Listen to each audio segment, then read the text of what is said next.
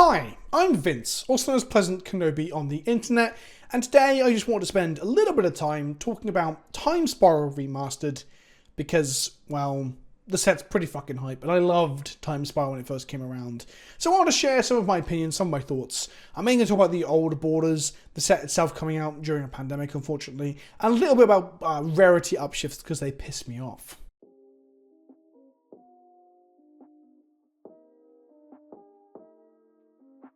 The eagle-eyed regular viewers will see that I've had 3 videos now with this camera setup and this jumper because I've recorded 3 videos in one day. They were coming out on 3 different days across a whole week. See if you can spot them. Time Spiral block was a block that paid homage to a lot of Magic's history, not only in having a time-shifted slot originally where you can get cards into Magic's history in their original borders of when they were printed, but also because the set was full of references to old stuff as well. Time Spiral block was not just the Time Spiral set, which had the time-shifted stuff, it had Planar Chaos, which was things from other dimensions, where like Sarah Angel was shifted to be a Sphinx in blue, for example. White got direct damage in Sunlance, even though they had direct damage in the past, and so on and so on. Harmonize, a 4-mana draw 3, was one of Green's color shifted things that then just opened the floodgates for Green being the best draw color in Magic, which is pretty funny. And then Future Sight was the future. It was things long in the future. We had Teleria West that I mentioned in my preview video earlier this week. That was probably a reference now to the Dominaria set that's just come out. That's just come out 2 years ago or whatever. And we had future bordered cards as well, like Tarmogoyf, who supposedly were coming in the future, although we've never had a Tarmogoyf in a core set. We've only had them, let's say core set, a standard set. We've only had them in mastered sets and now remastered sets. They have remastered sets like this on MTGO in the past. We've had Tempest remastered, for example. And there was talk in the past by Magic designers and people at Wizards of the Coast about what they want to do with a remastered set. This is the first time I've seen one of these in paper, and I love it. As a bit of a boomer myself, who played these sets back in the day and has collected and played Magic for a very, very long time, this stuff is great. It's filled with nostalgia, and it makes me very happy to see. I wonder if this is successful, we will then see other remasters of popular sets. Lorwyn being an obvious one for this, perhaps Kamigawa to go back and try and fix some of that stuff, but Innistrad is the obvious one, right? They can fix the limited environment. For example, Sprout Swarm wasn't included in this one because Sprout Swarm was a card that was considered far too good in its own limited environment. And if we go back to Innistrad, they can take out Invisible Stalker. An archetype where you get Invisible Stalker and put a Butcher's Cleaver on it was just kind of oppressive and the best thing to do in that limited environment. So they can go back and they can basically patch the limited environment, which is really cool. The thing is, though, that we talk about limited environment, and Time Spiral Draft is a draft format that I love, and I can't wait to draft this on Modo. But like, if we are generous, maybe 5% of the Magic player base has access or an account registered for Modo, maybe less. Like, it's still hundreds and hundreds and hundreds of people playing Modo, but that is but a small fraction of the actual Magic player base. So we've got this limited format, a remastered version of an of an old retro limited format that Zoomers and Boomers can enjoy together. But we aren't going to enjoy it together, right? Because we're during a fucking global pandemic. So whilst I love all these frame treatments, and I'm excited to try and get hold of some of these for my Commander decks, and it makes me want to rebuild a cube. The nostalgia is there, the hype is there. I love all this stuff. My favourite things are probably the like Past in Flames and stuff like that, having the little graveyard mat as icon in the top left-hand corner. I love that. But whilst I'm hyped for that, I can't help but feel a little bit sad that we're seeing this come out during a global pandemic. This is much like the Mystery Booster Store Edition, and then Jumpstart, and there's been other sets too, but those things are like the ones that I really want to draft. I love Chaos Draft and Wacky Draft formats, Battle Bond, stuff like that. And now we're having this. The pandemic's not over. The UK is still in full lockdown right now. We're having some changes, but changes that won't allow us to play this, for example. There's just 2 things, right? One, I don't get to draft it like I really, really want to. I do on Modo, but Modo's not the same. Drafting paper is a better experience, let's just be real.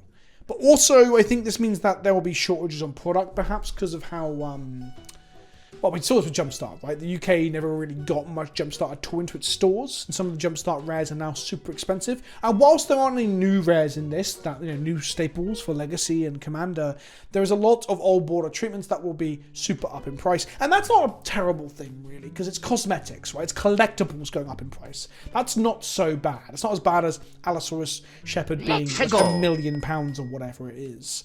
But it's still a shame. It's still a frustration. And this is not a frustration I'm voicing and aiming at Wizards of the Coast either. It's just a frustration in general, right? Sometimes it's good to vent frustrations. I made a video a little while back about missing F&M. I wasn't targeting anyone. I wasn't looking to... It's more a positive thing, if anything. It was more just talking about how I can't wait to go back to playing actual paper Magic. In terms of old borders, I do want to say that we're missing a couple. The obvious three are Thalia, Aether Vial, and Leonin Arbiter. Now, we got in the set, I'm just looking at it now, Mythic Spoiler, we got Containment Priest, Palace Jailer, Flicker Wisp. We got some really strong, Path to Exile, some very strong, exciting cards for Death and Taxes in Legacy. No Recruit of the card, unfortunately. We didn't get a Thalia, and I can accept that. We had a secret lair with 4 different Thalia arts, and we're now up to 6 arts, 4 recently, in a recent product. So I get it. And to be honest, if we got an old border Thalia, I would have still played my WMCQ ones, because I fucking love them. But no Arbiter. Okay. Aether Vial's the same, right? There was a GP promo that still isn't in the wild. I'll put it on screen now. Because, well, GPs and Magic Fests stopped happening because of the global pandemic. So the fact that we had Thalia new arts and we had Aether Vial new arts and stuff, I can understand why internally certain teams might have been like, can you not put them into this? We don't want to flood or lessen the excitement of these cards, right? So I get that. Doesn't make it any less of a frustration that I can't get them though, as a collector, as it were. But the one that I really wanted, was Leonin Arbiter. Arbiter isn't an expensive card, really, like in the grand scheme of things, but it's had 2 printings. One with the original printing, which actually has a watermark, and then a Commander one as well, which is funny, because you look at the card and you're thinking, nah, they'd never print that in Commander, but they did. So really only one printing that has foils as well. And whilst I love my old foils that I've got in multiple different languages, because of the watermark, if anything, it's just a shame I can't get old border ones. Again, from a collector perspective, and also I don't know which one to play with, I'd have to decide at the time. And it's weird, normally I'm very much a player first, collector second, so it's very strange for me to say out loud, I just want these things to be able to have them in a folder somewhere. Maybe it's the Warhammer. Maybe, can you see them on camera? No, you can't. Maybe it's the Warhammers maybe into more of a collector now. Maybe it's the pandemic of picking up game pieces like Warhammer and Magic and not being able to play with maybe more of a collector. But either way, it's a shame we didn't get those. But I think with the popularity that we're seeing here, I would imagine that this slot might appear again if they did, I don't know, a modern Masters or Masters set that might do this sort of thing with different frames. Maybe not just the old frame, but Future Sight frame, Play on Chaos frame, that sort of stuff. And then lastly, I wanted to speak very briefly about Rarity Upshifts and Downshifts. I considered this being in its own video where I just moaned a little bit, because I know a thumbnail and a title like that will really provoke the fuck whatsy crowd to click and watch. But I didn't want to propagate this as a serious issue right now, because on the grand scheme of things it's not, even within the context of Magic. But they have upshifted a load of cards that I don't think they should have done. I got the preview for Teleria West, which used to be an uncommon, and is now a rare. Dryad Arbor used to be an uncommon, is now a rare. Damnation, once a rare, is now a mythic. And just to go back to a previous set, let's talk very quickly as well about Ravenous Trap, which was an uncommon in Zendikar and then was a rare in fucking Double Masters. In essence, rarities perform a couple of functions, right? One is to balance the limited environment. Not everyone should have a Thragtusk in their deck, so putting it at rare, or arguably mythic, considering how powerful Thragtusk is in limited, stops people from all having like just Thragtusk. Commons and uncommons show up more regularly. They're the ones that you build around. They're the engines for your decks. They're the archetype defining cards. And rares show up less commonly, either because they're very difficult to actually beat in a limited environment, or because the limited environment would be fun if everyone is playing the same stupidly powerful rare. What's now an uncommon if we downshift. The other function of rarity, at least these are the two that Wizards talk about quite a bit, is complexity, right? If a card is very, very complicated, which a lot of the cards in this set and format will just be, because Time Spiral has a million fucking mechanics, especially with the time shifted pack part. But things are put at uncommon and then rare and then mythic rare if they're super complicated is the idea. There is a third use for rarity, which is not talked about as much, which is to preserve the cost or collectability of a card. Tarmogoyf is not a hard card to understand, but it has a history of being an expensive, chaseable rare. Most recently, I've got a video that I put out 5 years ago, a little meme video of Pascal Maynard opening a foil stamped Tarmogoyf at GP Las Vegas in 2015, or I think it's 2014, but it was Modern Masters 2015. That video's gone viral again, picking up 8,000 views a day, because, I say that's not super viral, but you know what I mean, in the grand scheme of Magic, because people will click to see a foil Tarmogoyf open. The YouTube algorithm is weird. But in short, the reason that Tarmogoyf kept getting reprinted at Mythic was in order to keep its price up. Mythic means you have less copies of it going into the wild, supply and demand, basic economics. Yeah, you put things at Mythic if you want to preserve their price total. There is an argument you put things at Mythic to make them not sharp and limited as much. Damnation, for example, Wraths are very strong in limited. So there is an argument that they should be quite rare, because the person who opens a Wrath in draft or sealed is probably going to kick the shit out of their pod or do very well with their record in sealed. So sure, there is an argument for that. But like upshifting Teleria West, it's complicated, sure. Or Dried Arbor, again, quite a complicated card in terms of what it does.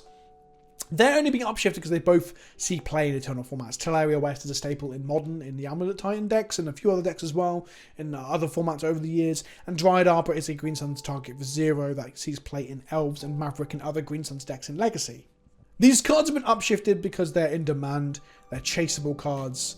This is a readjustment of like knowing what the wants and desires of the audience are and then making these cards chaseable. And that sucks. I really don't like it. I don't want to make it the focus because it's only happened on a handful of cards this set, but we keep seeing it, right? We're not seeing a lot of downshifts. Even Mind Sensor supposedly is in the set as uncommon when it was rare in Amonkhet, but it was an uncommon originally. Again, another card they pushed up in rarity because it sees a bit of play. I'm surprised that Chromatic Star managed to make it common, to be honest. I was expecting it to be uncommon. Fuck it, I'm expecting to put these little things at rare. And I just want us to call them out and point out that we're aware, we can see it. I mean, I don't want to turn into a thing like cardstock is an issue, right? And every time foiling comes up, every time I talk about how foil old Border Thoughtseize would make me want to come, I get bombarded with like, but it'll be a Pringle, Vince. And I think that's a problem with WotC as well. Like, they don't want to talk about foil treatments publicly on Twitter because people just bombard them with jokes about Pringles. Sure, the cardstock needs to be fixed, I get it. So they want to turn this into a meme where we're always like, upshift to rarity. But we need to be aware that it's happening. I want people who've never considered it to consider it. I want people who didn't know what it means. They've seen people talk about it on Reddit or Twitter and they didn't understand it. I want them to understand it as well. And hopefully if we can be vocal enough that this set is a slam dunk without those upshifts and would buy it, then maybe they won't resort to that tactic in future. I would love them to use this as an experiment to move away from Mythic again, because originally there was no Mythics at the time of Time Spiral coming out. But they didn't, and I can understand why they don't, because Mythics fit into their booster fun. It's fun to open a Mythic, right? And it also makes staples more chaseable, so I get why they didn't. It's just a shame to see Vesuva at Mythic, for fuck's sake. But yeah, that's it. That's my thoughts on Time Spiral Remastered. I didn't do a shit sandwich. I talked primarily about what I loved and then what I hated, which is not how you're meant to do it. I say hated. I don't hate there's no Leon Arbiter. I just think it's a disappointment. Let me know what you think. The full spoilers are out now. The previews are done. This set will be draftable on MTGO soon. I'll be trying to crack some boxes on the channel. Might try to get some Japanese boxes because I am my own worst enemy. Let me know what you'd like to see from me. And yeah, that's it. I'll see you in the next one. Ta-ta for now.